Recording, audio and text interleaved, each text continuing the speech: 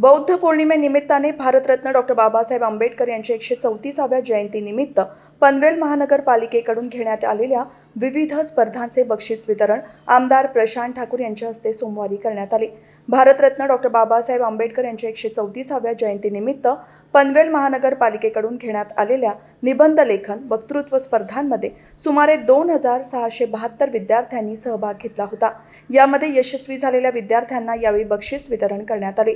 तसेच आंबेडकर भवनातील स्पर्धा परीक्षेचा सलग 18 तास अभ्यास करणाऱ्या विद्यार्थ्यांना यावेळी सन्मानित करण्यात आले।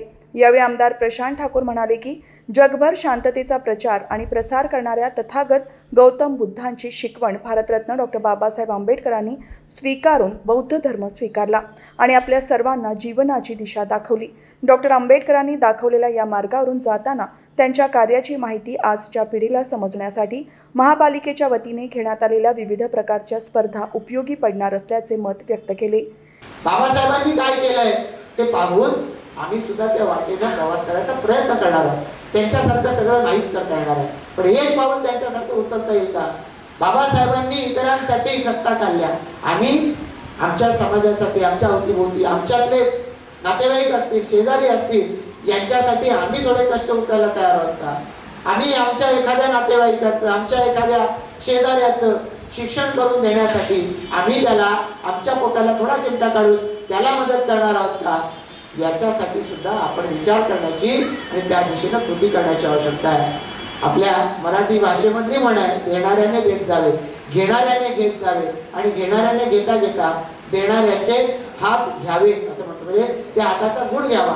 पण बाबासाहेबांच्या जयंतीच्या दिवशी त्यांच्या नावाचा पुरस्कार जर आम्ही स्वीकारणार असू तर तो पुरस्कार स्वीकारत असताना आम्ही त्यांचा एक गुण घ्यायचा प्रयत्न करू का? आज विद्यार्थी असलो तर शिक्षणाचा गुण आम्ही घेऊ, आम्ही जर नोकरी करतोय, व्यवसाय करतोय, स्वाभिमानाचा गुण घेऊ आणि त्याचबरोबरीनं आम्ही त्यांचा समाजासाठी कष्ट उपसण्याचा गुण सुद्धा घेतला पाहिजे की जेणेकरून बाबासाहेबांनी पुढच्या अनेक पिढ्या स्वाभिमानाच्या दिशेने चालत राहतील याच्यासाठी काम केलेलं आहे। आम्ही सुद्धा कदाचित श्रीमंत, कदाचित आमच्या आधीच्या पिढीपेक्षा जास्त श्रीमंत, कारण आपले आई वडील आपल्यासाठी कष्ट उपसतात, त्यांची इच्छा असते की आमच्या पुढच्या पिढ्यांनी आमची गरिबी नाही पाहिली पाहिजे, आमच्या पुढच्या पिढ्यांनी आमच्यासारखे कष्ट त्यांना उपसायला नाही लागले पाहिजे। हे सगळं तर आपल्या आधीच्या पिढ्यांनी केलंय। आधीच्या पिढ्या ज्या काटकसरी वागत होत्या त्याच्यात आपण किती काटकसरी राहिलोय याचा विचार आपल्या मनाशी आपण केला तरी याचं उत्तर आपल्याला मिळून जाईल।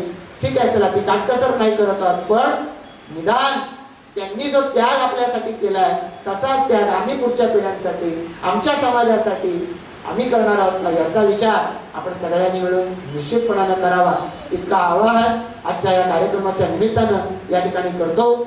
यावेळी माजी महापौर कविता चौतमल, विरोधी पक्षनेते प्रीतम म्हात्रे, माजी नगरसेवक अनिल भगत, प्रकाश बिनेदार, माजी नगरसेविका दर्शना भोईर, सुरेखा मोहकर, अतिरिक्त आयुक्त गणेश शेट्टे, उपायुक्त अभिषेक पराडकर यांच्यासह विविध संस्थांचे पदाधिकारी, शिक्षक आणि नागरिक उपस्थित होते।